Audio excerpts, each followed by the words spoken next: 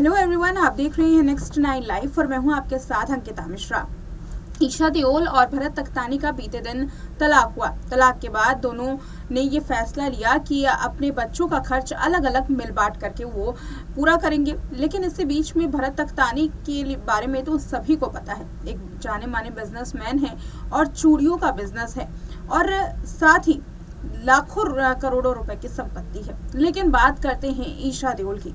ईशा देओल ना तो ज़्यादा फिल्मों में एक्टिव हैं और ना ही एड्स में, ना ही किसी रियलिटी शोज का वो अभी हिस्सा रही हैं।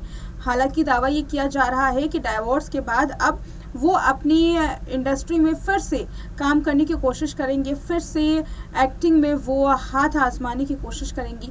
लेकिन जानते हैं कि इस वक्त ईशा देओल की जो नेटवर्थ है वो कितनी है और आखिर उनके घर खर्च में किस तरीके से ईशा के जो पैसे हैं आखिर कहाँ से आ रहे हैं। ईशा देओल कौन सा काम कर रही हैं फिल्मों के अलावा जिनसे उन्हें पैसे मिल रहे हैं और उनकी कमाई हो रही है।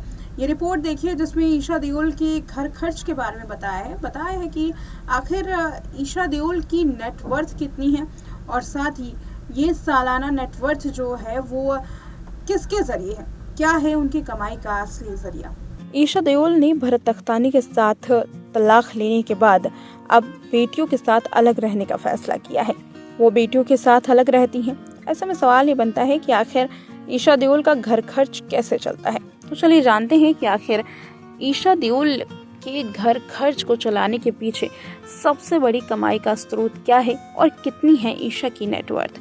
तो सबसे पहले बता दें कि ईशा देओल सोशल मीडिया और साथ ही एडवर्टीजमेंट से भारी पैसा कमाती हैं, लेकिन इससे भी ज़्यादा पैसे वो अपनी इन्वेस्टमेंट से कमाती हैं। बता दें कि ईशा देओल ने अलग अलग बिजनेसेस में इन्वेस्ट किया है और उसी से उनकी नेटवर्थ लगातार बढ़ती जा रही है। एक लग्जरी लाइफ जीने वाली एक्ट्रेस ईशा देओल एड्स में तो काम करती ही हैं और साथ ही अलग अलग जगहों पर पैसे इन्वेस्ट किए हैं। इसके साथ ही उनके पास 15 करोड़ रुपए की नेटवर्थ है। दावा ये किया जा रहा है कि आगे आने वाले दिनों में ईशा देओल अरबपति बन सकती हैं। पति की प्रॉपर्टी ईशा देओल को मिल सकती है जिसमें वो तो खुद रहेंगी, साथ ही अपनी बेटियों की भी परवरिश उसी प्रॉपर्टी पर किया जा सकता है। देखा आपने ये रिपोर्ट जिसमें ईशा देओल की नेटवर्थ के बारे में बात की गई। ईशा देओल के डाइवोर्स पर ना तो अभी तक हेमा मालिनी का रिएक्शन सामने आया है और ना ही धर्मेंद्र का।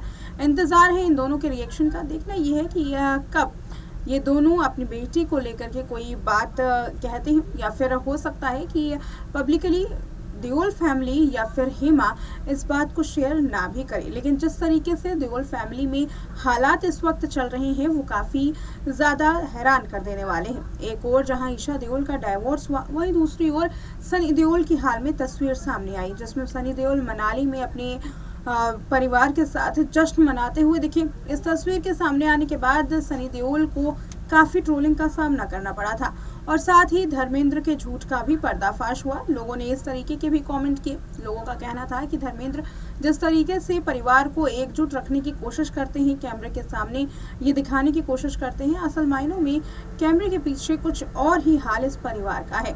इस रिपोर्ट में इतना ही। देखते रहे नेक्स्ट 9 लाइव।